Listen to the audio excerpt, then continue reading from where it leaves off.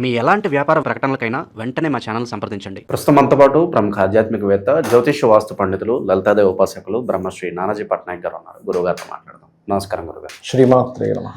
గురుగారు, కొన్ని సమస్యలకి మనం మంత్రాలతో కూడా పరిష్కారం చూసుకోవచ్చు అని చెప్పి మనం శాస్త్రాల్లో చెప్తూ ఉంది. ఇదే విధంగా ఆరోగ్యం బాగోపోయినా ఏదో ఒక తరచూ కొంతమంది యాక్సిడెంట్లు పాలవుతూ ఉంటారు. మరి ఎటువంటి ఆపదలు రాకుండా ఉండాలన్నా, మానసిక ప్రశాంతత బాగుండాలన్నా నిత్యం మనం ఎటువంటి మంత్రాలు జపించుకుంటూ ఉంటే బాగుంటుంది అంటారు? అలాగే ఎలాంటి పరిహారాలు చేస్తే బాగుంటుంది అంటారు? మృత్యువుకు సంబంధించినటువంటి మృత్యుంజయ మంత్రం అనేటువంటిది ఒకటి ఉంది.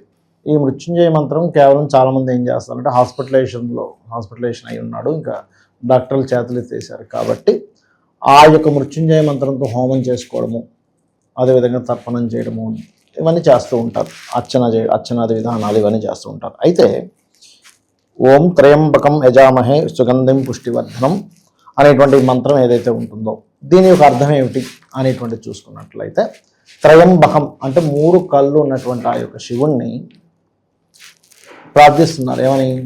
స్వామి, నా యొక్క జీవితం అంటే ఈ సంసార బంధం నుంచి ఎలా విడవబడాలి అంటే, మనకి చూడండి దోసకాయ ఉంటుంది కదా, దోసకాయ తొడిమ, అది ఎలా అయితే చాలా సున్నితంగా బయటకు వచ్చేస్తుందో ఆ రకంగా నేను బయటపడాలనేటువంటి కోరుకునేటువంటి ఇదనమాట ఈ మంత్రం యొక్క అర్థం చెప్పాలంటే.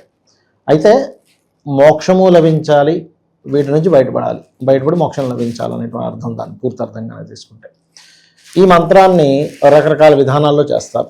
రోజు గనక 11 సార్లు కానీ, 21 సార్లు కానీ, 41 సార్లు కానీ, 108 సార్లు కానీ జపించినట్లయితే వీళ్ళకి కేవలం హెల్త్ ఇష్యూస్ అనే కాదు, మానసిక స్ట్రెస్ అనేటువంటిది ఉండదు. చిన్న చిన్న విషయాల నుంచి కూడా వీళ్ళు చాలా ఈజీగా డీల్ చేయగలుగుతారు ఏదైనా కానీ. ఎందుకంటే మనం కేవలం ఎండింగ్ లైఫ్లో ఉండేటువంటి విషయాన్ని మాత్రమే చూస్తున్నాం, కానీ మన లైఫ్లో ప్రతి చిన్న విషయాలు ఉంటాయి. ఏది ఒక చిన్న బయలుదేరేటప్పుడు బండి స్టార్ట్ అవ్వకపోయినా, అంటే చెప్తున్నా దాని గురించి మంత్రం చేయమని కాదు, అలాంటి చిన్న విషయాలను కూడా అర్థం చేసుకునే క్యాపబిలిటీ మనకు ముందుగా వస్తుంది.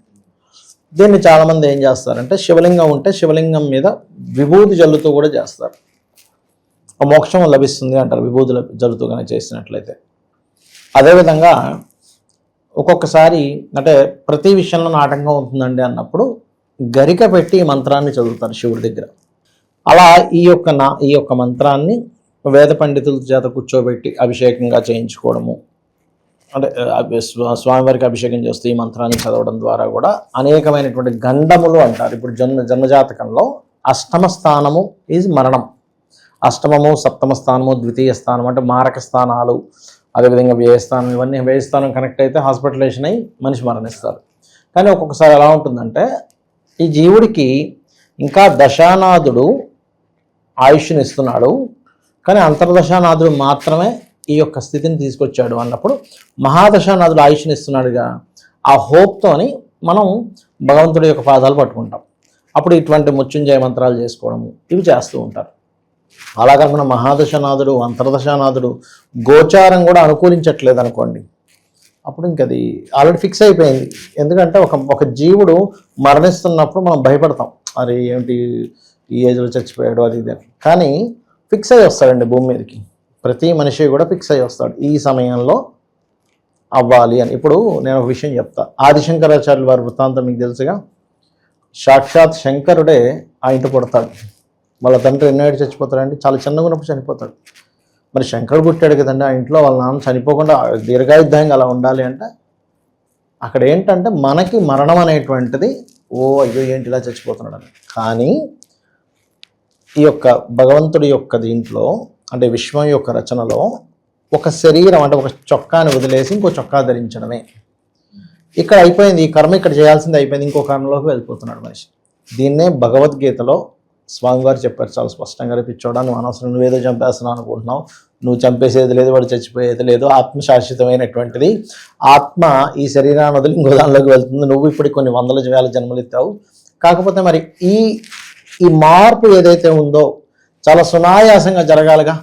మరి ఈ మంత్రం దేనికంటే మరి అన్నీ యాజ్ ఇట్ ఈస్గా మనకు రాసినట్టే జరిగినట్టయితే అంటే నీ యొక్క మరణం చాలా సునాయాసంగా ప్రశాంతంగా మారిపోవాలి. అంతేగాని హాస్పిటల్స్లో ఉండి చాలా అవస్థలు అనుభవించి మలమూత్రాది విసర్జనలు కూడా వీళ్ళు చేయలేక ఆ మంచం మీద చేస్తూ దాన్ని ఇంకెవరో సేవ చేస్తుంటే వీళ్ళతో నేను సేవ చేయించుకుంటున్నానేంటి అనేటువంటి బాధతో మరణం కాకుండా చాలా సునాయాస మరణం కోసం, చాలా సునాయాసంగా ఈ సంసార చక్రం నుంచి బయటపడడం కోసం ఈ మంత్రం చేయాలి.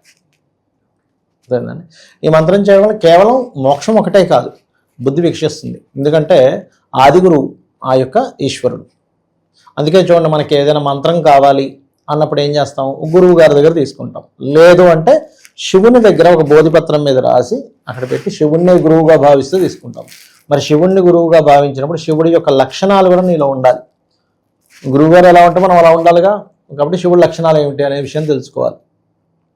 ఆయన మొత్తం నిండి ఉన్నాడు. శివుడు అంటే స్థానువు అంటారంటే మొత్తం నిండి ఉన్నాడు. ఆయన లేని ప్రదేశం లేదనేటువంటి భావన మనకు కలిగి ఉండాలి.